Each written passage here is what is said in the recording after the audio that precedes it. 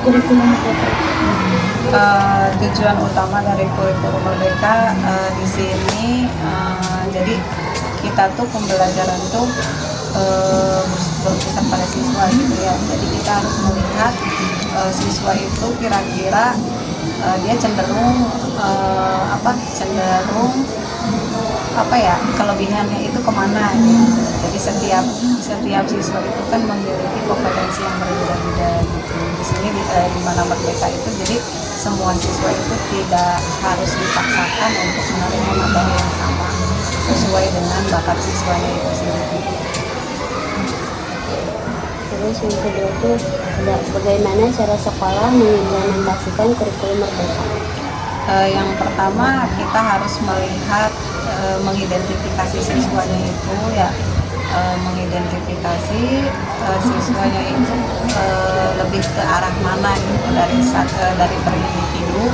Kemudian nanti kan ada yang sama tuh, tidak mungkin berbeda semua. Misalnya dari 20 siswa mungkin ada yang sama, nanti kita kelompokkan, nanti kita cari misalnya siswa A senangnya dia belajarnya misalnya dengan cara mendengar, ada yang dengan cara visual seperti itu. Jadi kita lebih utama mengidentifikasi terlebih dahulu. Yang ketiga itu apa saja komponen utama yang membedakan kurikulum Merdeka dari kurikulum sebelumnya? Sebenarnya dari kurikulum Merdeka dan kurikulum yang lama itu hampir sama ya, cuma yang lebih yang membedakannya kalau kurikulum Merdeka itu secara garis besarnya pembelajaran itu berpusat pada siswa atau student center gitu ya, tidak selalu dengan metode ceramah, sehingga mungkin ada saja yang kurikulum yang lama itu sehingga kegiatan KBM itu terjadinya teacher center. Satu ya, sejauh mana siswa dilibatkan dalam proses pembelajaran? Ya dari awalnya sampai akhir kan faktor utamanya juga kan berpusat pada siswa. Jadi setiap kegiatan pembelajaran kita harus melibatkan siswa.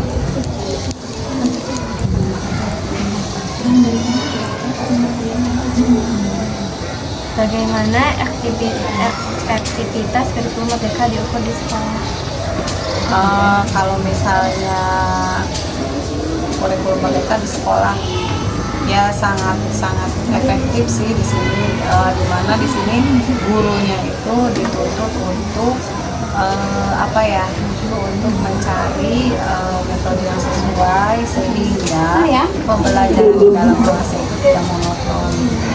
Jadi antara siswa dengan guru itu saling mendukung sehingga lebih aktif gitu belajarnya. Berbagai inovasi baik media ataupun metodenya itu soal kamera sih depan tuh biar apa yang menjadi indikator keberhasilan penerapan kurikulum Merdeka?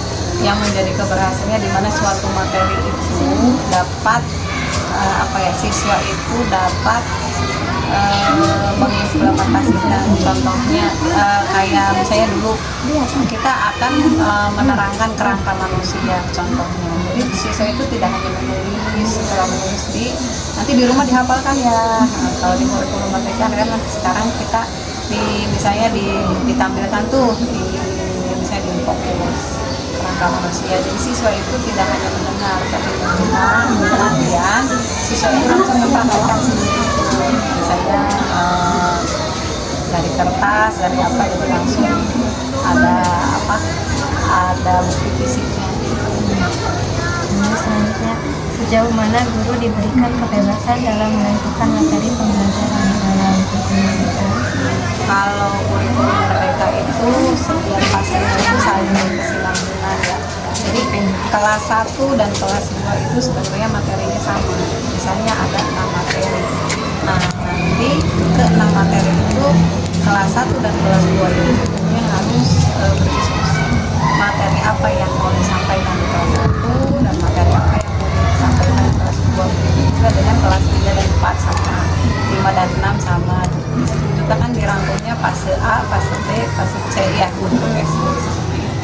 Jadi tidak harus misalnya bilangan bulat tidak harus di kelas 5, nanti di kelas 6 enggak mesti seperti itu. Jadi kelas 5 dan 6 gurunya harus diskusi dulu mana yang harus diterapkan di kelas 5 dulu nih, nanti ketika siswa naik ke kelas 6 itu tinggal melanjutkan materi. Pertama dulu tantangan yang dihadapi dalam penerapan kurikulum merdeka itu gimana? Tantangannya banyak ya. Kalau di sini kan minimal mayoritas siswanya itu dari kalangan biasa tuh ya. Misalnya kalau misalnya kita memberikan tugas dalam bentuk kayak menggunakan media sosial, mungkin di situ rada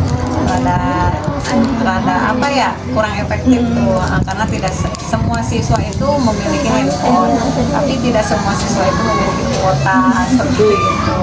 Kayak praktek gitu, itu juga kan ada orang tua yang keberatan.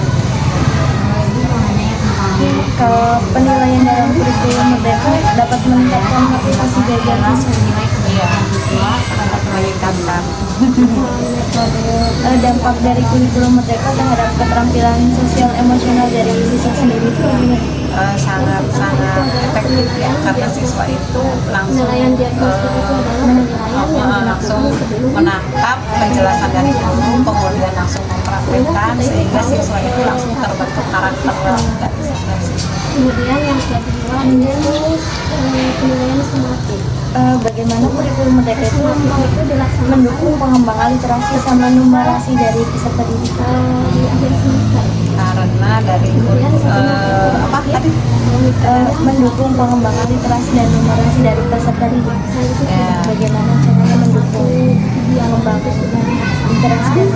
Kayak di sini gitu, di sini kita dalam pengembangan literasi dan numerasinya itu dilaksanakan di hari Sabtu, ada kegiatan tertentu. Jadi ini berarti larinya ke P5 ya ini. Ya. Nah di situ ada hari P5 di hari Sabtu. Jadi kita siswa itu diberi buku setiap kelas, kemudian setelah siswa membaca satu buku nih beda-beda judul, nanti kita meminta siswa tersebut untuk merangkum intisari dari yang dia baca itu. Peran pendidikan agama dalam kurikulum merdeka itu mengembangkan profil pelajar dalam kurikulum merdeka. Ya saling sinambungan ini saya. Kembali lagi ke tadi. Ya. Sama. Bagaimana keterlibatan siswa dalam perencanaan proyek P5? Keterlibatannya dari mulai awal saat setelah ditentukan temanya atau kegiatannya itu dari awal rencananya harus Bagaimana cara memasukkan nilai-nilai budaya lokal dalam modul ajar untuk pelajaran di sini? Bagaimana Cara memasukkan nilai-nilai budaya lokal? Kayak P5 gitu ya. Kayak di sini kita ngambilnya gaya hidup berkelanjutan seperti itu. Jadi kita tuh memanfaatkan barang bekas menjadi suatu nilai. Kayak contoh dari misalnya botol aqua dari galon kita diubah menjadi botol. Kemudian untuk hiasan di kelas siswa itu kita beri gambar kayak baju gitu. Nanti mereka hias dengan cangkang ciki. Jadi si cikinya itu mereka cuci, kemudian untuk sebagai kainnya seperti itu. Jadi benar-benar bahan yang sudah tidak terpakai, dari daun, dari sayuran. Bagaimana cara mengatur urutan materi dalam modul ajar agar lebih sistematis? Cara bikin modul ajar kan? Iya, cara mengatur urutan materinya itu di modul ajar biar lebih sistematis. Cara ya yang pertama itu kita mengkondisikan kelas, kita mengkondisikan siswa, kemudian mengidentifikasi, menentukan profil pelajar Pancasilanya itu masuknya kemana, kan ada 7 item ya dari itu. Kemudian yang ketiga itu alur tujuan pembelajarannya. Dari setiap materi kita ambil tergantung tema ya, tergantung alurnya itu seperti apa. Kemudian apa, menyusun modul ajar seperti itu. Langkah-langkahnya yang ada indikatornya ya Bu. Iya. Artinya yang Saya juga nggak penting-penting apa ya.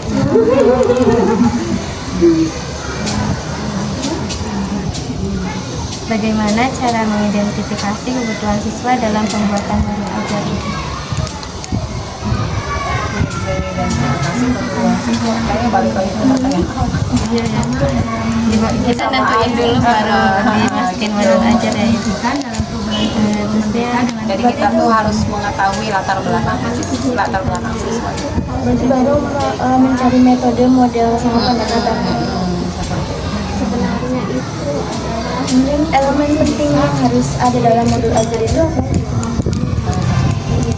Misalnya dia sudah tahu sama materi ini bisa langsung ke materi selanjutnya. Tidak meskipun tidak sama semuanya. Dalam harus ada dalam modul ajar yang penting juga misalnya kalau kurikulum 13 aja saya kalau mereka itu kembali ke masing-masing pelajaran. Ya, yang pertama mah apa ya? Akhlak mungkin ya. Keberagamaannya, kemudian apalagi akhlak pribadi siswanya, kemudian toleransi kepada sesamanya, terus apa? Akhlak terhadap alam seperti itu, terhadap negara, jadi berkesinambungan dari yang bawah sampai ke yang atas.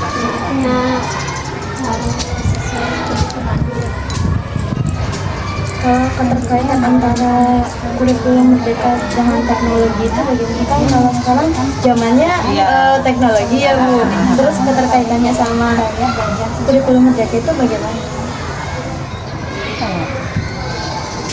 Keterkaitan teknologi dengan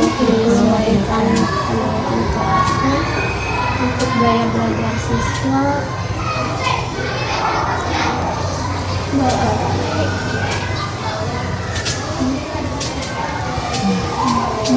kembali lagi ke tadi gaya belajar ya, kalau tadi tentang minat sebenarnya sih intinya sama saja ya, sama perbedaan apa ya, gaya belajar keterkaitannya sekarang mah kan udah zamannya Gen Z seperti itu ya. Jadi gitu. Jadi untuk mencari referensi itu apa ya, kepuasan siswa itu sendiri. Mungkin apa yang dijelaskan di sekolah itu mereka masih belum puas tuh, jadi mereka bisa mencari sendiri di medsos seperti itu. jadi berperan penting ya Sangat ya. kalau peran orang tua di rumah itu berpengaruh nggak sih sekolah kita? Sangat berpengaruh, malah kan belajar di sekolah hanya beberapa jam ya, sisanya di rumah seperti itu. Bagaimana Ibu melakukan evaluasi terhadap hasil pembelajaran siswa dalam rangka kurikulum? Kalau tujuan pembelajaran terima itu Pembelajaran itu apa ya?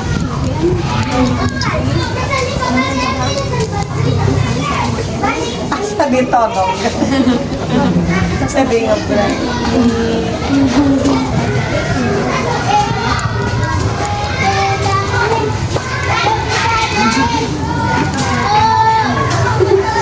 Ya, sesuai dengan apa ya, sesuai dengan poin-poinnya, kayak pertama gaya hidup berkelanjutan, pentingnya untuk memperkaya.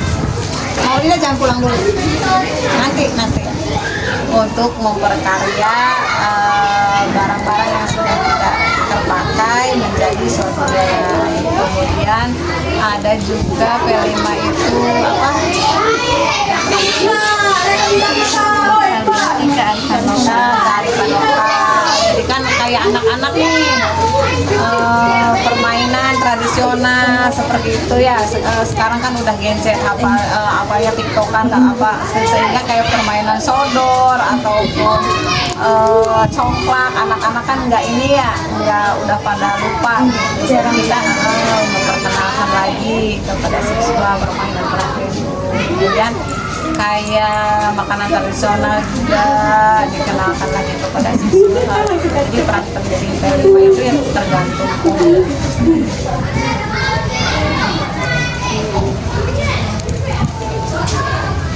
Berarti kalau pembuatan mobil ajar itu ada tahapannya juga. Iya, Kalau berarti setiap pelajaran itu satu FPP itu Satu setiap modul bikin ajar.